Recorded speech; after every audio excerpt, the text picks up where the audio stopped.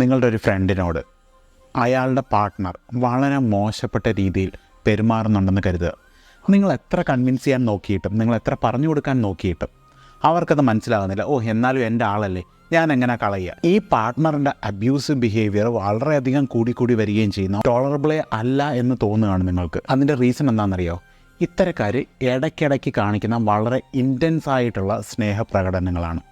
അതായത് മോശപ്പെട്ട രീതിയിൽ പെരുമാറും, അവസാനം ഇവരെ കൊണ്ട് സഹിക്കാൻ പറ്റുന്നില്ല എന്ന പോയിന്റിലേക്ക് എത്തുമ്പോൾ ഇവർ പെട്ടെന്ന് ഈ മോശപ്പെട്ട പെരുമാറ്റമൊക്കെ അങ്ങ് നിർത്തും.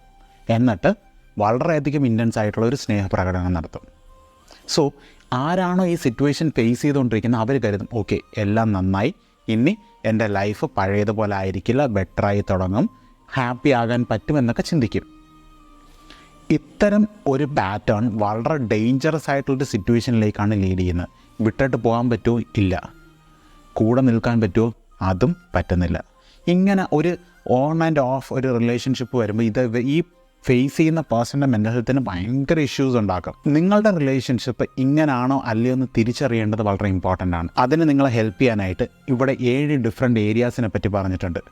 അത് വായിച്ചു നോക്കുക. നിങ്ങളുടെ റിലേഷൻഷിപ്പിൽ അങ്ങനാണോ എന്ന് തീരുമാനിക്കുക. Read through the description given here.